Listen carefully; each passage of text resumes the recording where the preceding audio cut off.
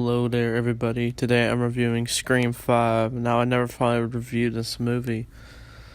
And so I wanted to watch a bunch of movies that aren't related to Marvel or Star Wars because I want to try new things. So I've been getting into the Scream movies lately. I might as well give my short opinions on each of them. I really love the first one. It's pretty good. It's like a good thriller. It feels like it could be like a real life story in a way. The second one and third one are fine. They were intense for sure, fun at times, but not as good as the first one.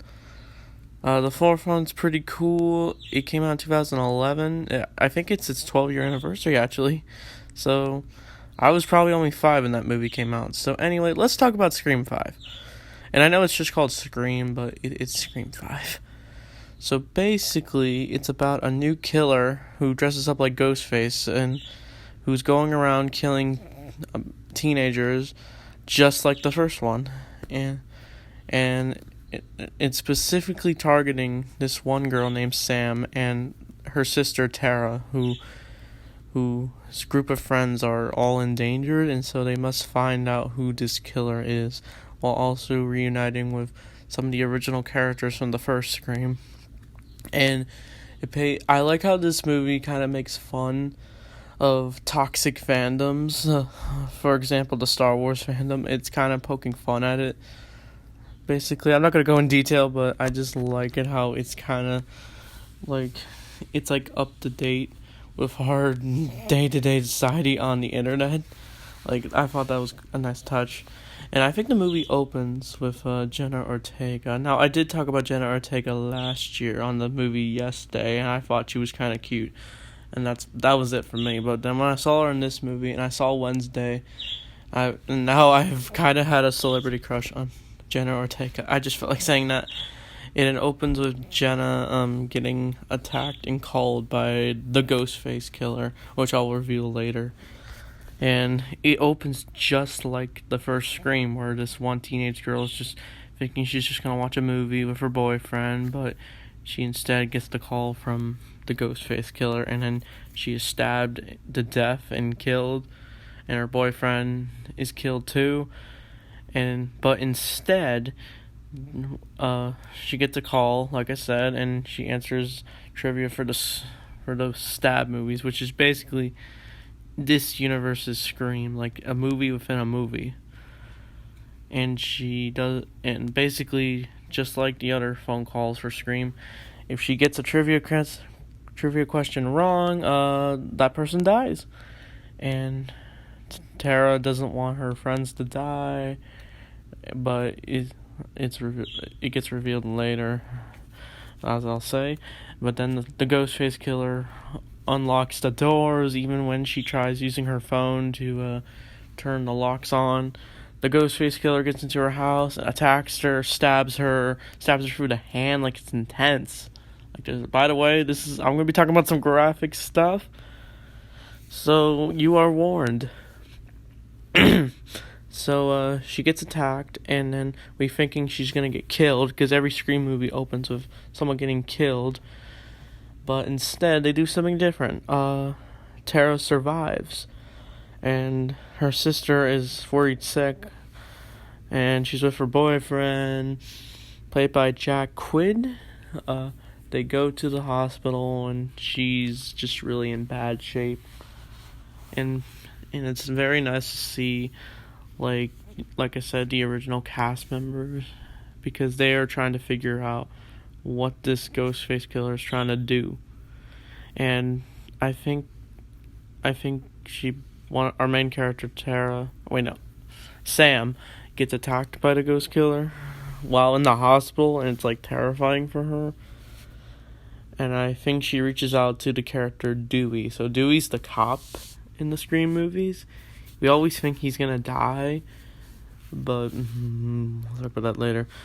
And she basically asks him for advice and she wants him to team up so they can figure out who the Ghostface killer is. And he does give advice. He's just like, never trust a boyfriend, and he immediately accuses Jack's character Richie of being the killer. He's just like, whoa, I was at the hospital with her the whole time. I didn't do anything.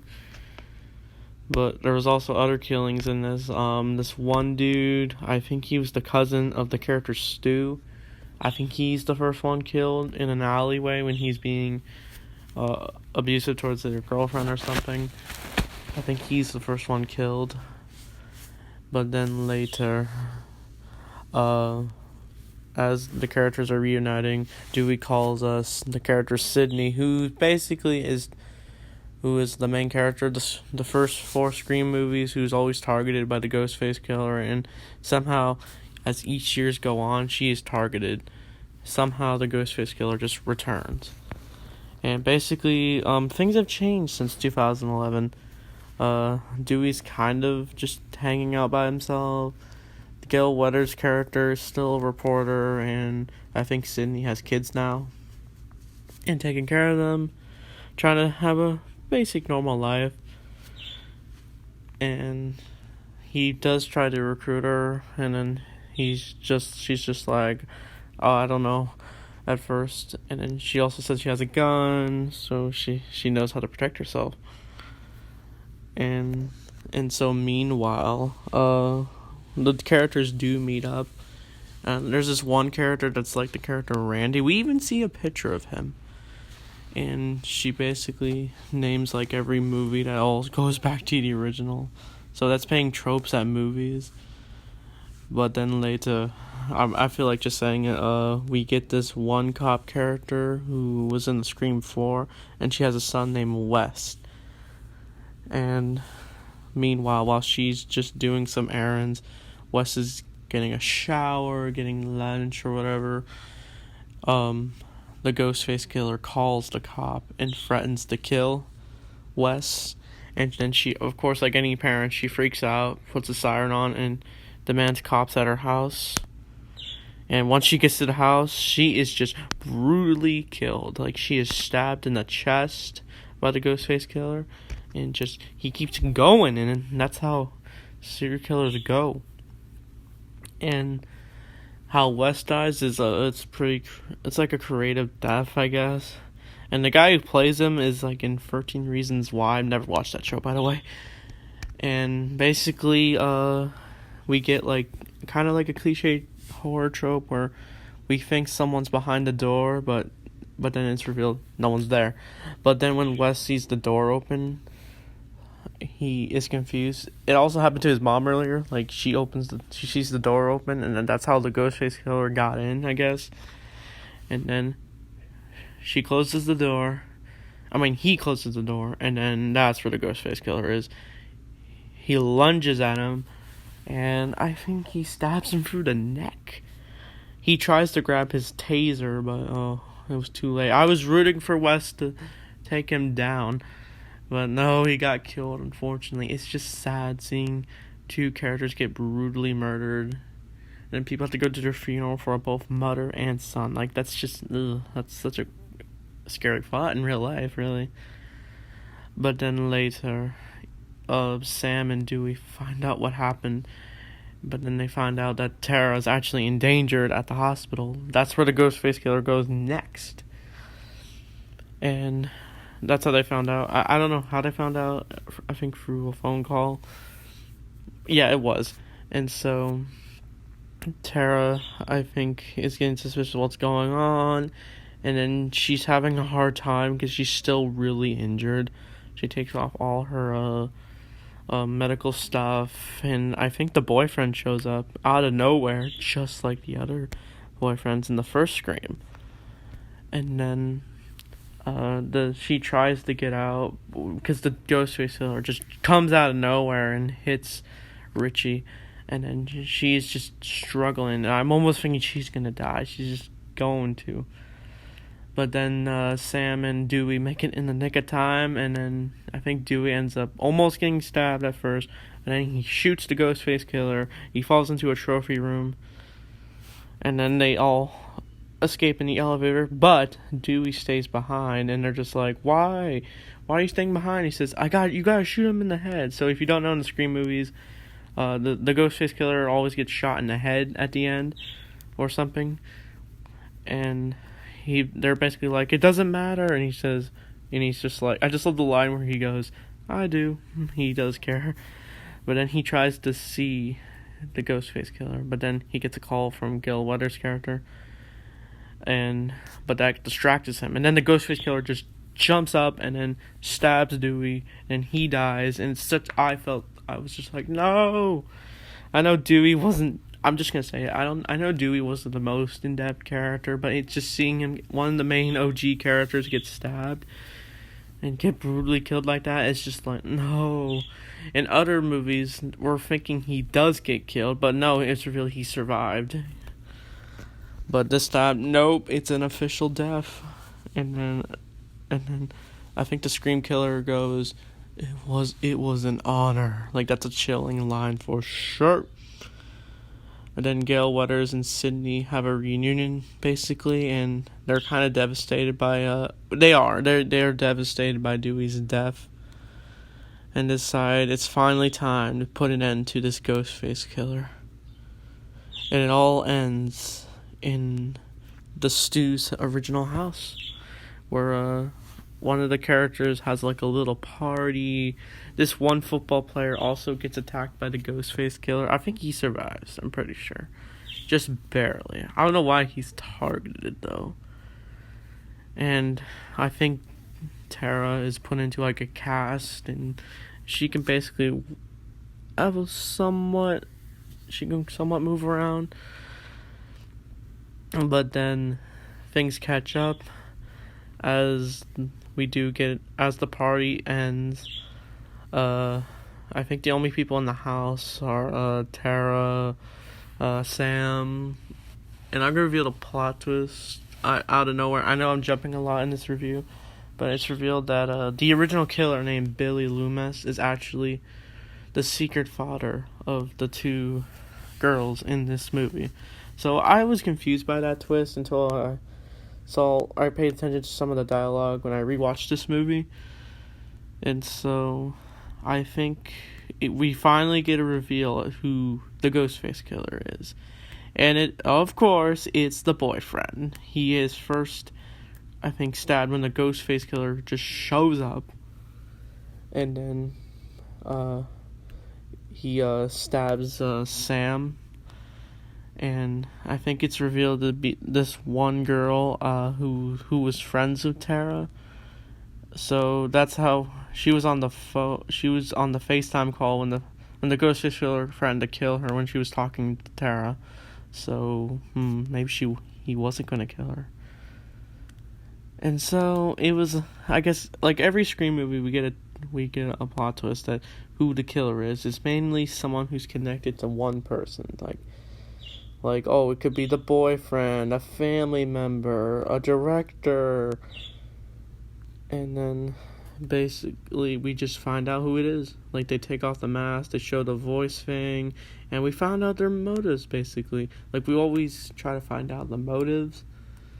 So, in the first one, Stu and Billy want to kill because some love affair in their past that caused the mom to leave or something.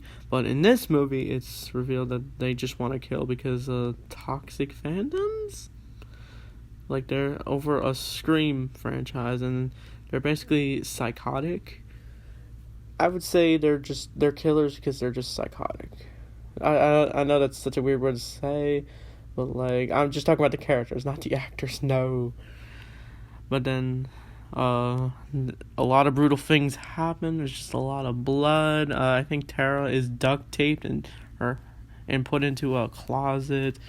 The one girl who's kind of like Randy, she almost gets stabbed, just like in the first movie. Randy is almost stabbed when he's trying to watch a movie, and then she's doing the same thing. She's almost stabbed, but then stopped by Sam. And also Sidney and Gale Weathers stand and are ready to take down the Ghostface killer for once and for all. I think Gale gets shot, and then Sidney goes into the house and she picks up the phone, and she's honestly probably terrified that she's stepping in the house of Stu. And then she answers the phone. I love how the Ghostface killer is just like, hello, Sidney. It's like a reunion, even though it's completely different people. And then Sydney's just like, he's just like, I'm bored. Like, she's kind of used to this whole killer thing, I guess. And then she shoots I think she shoots Richie. And then how the killers are taken down. Sam, when she's about to get killed by her boyfriend, but then she says, "Never F with a daughter of a serial killer," and then she just stabs. She just embraces what her original father did. Who she also sees visions of him. So I was like, I guess that they somehow got the actor who played Billy in this movie. So basically, she stabs her boyfriend through the neck and then stabs him to death. And then Sydney gives her the gun, and then he just shoots him in the head just to make sure he's gone. So such a brutal way to kill a boyfriend. I know the boyfriend was evil and what he did was distasteful towards the people he attacked. But dang, she just embraced it. What her original father did. And I think I just also love the part where the boyfriend also says like, "Oh, I'm a huge fan of you, Sydney," and she's just like, "F off." Also, the one girl who's the killer, she also does shoot a person, so it's just really violent. She seems more devious, but then she's put to an end when she's burnt to death through a stove, and then we thinking she's dead, but instead she just runs out, about to kill, and then I think they're saved by when Tara just shoots her. And then the cops come, they take the bodies, and then Sam and Tara go into the hospital, and then they drive off. And I think everyone says their farewells, and that's Scream 5. I didn't know I'll go in this depth with the movie. So this was a pretty good movie. There were some confusing things about it because I didn't watch the other Scream movies at the time. And then I started watching the other movies because I just watched the first one, and I loved the first one. And I feel like the movie does pay tribute to Scream. Oh, by the way, we get a cameo from the YouTuber Dead Meat, so that's legendary. A YouTuber in a blockbuster movie like that is just awesome. Congrats to him for being in the movie. I think his girlfriend's in it too. Wait, no, his fiance. And they got to portray like toxic commentators on movies, so I thought that was pretty funny. Even he said it himself; it was kind of funny that he got to be in this movie. He's even in the credits, so that was pretty cool. So I'd probably give this movie, why not an 8 out of 10, like an 8.5 out of 10. I really love Jenna Ortega. This movie kind of made me love Jenna Ortega a lot more since people are always obsessed with the Wednesday Dance, and so seeing her in this movie is like completely different. I have not seen Scream 6. I'd like to see it eventually. If I do, I'll definitely review for 2023 movies. So, and the Ghostface reveals is pretty cool. I felt like I'm not really into slasher movies all that much, but these movies I really like. But just like seeing brutal deaths, I'm just not into that. Like, that's probably my only issue with that movie, but then again, this is a slasher, so that's probably where you're gonna get. So, I think I got nothing else to say about this movie. So, I've been rambling on, but anyway, thanks for watching, and see you guys next time.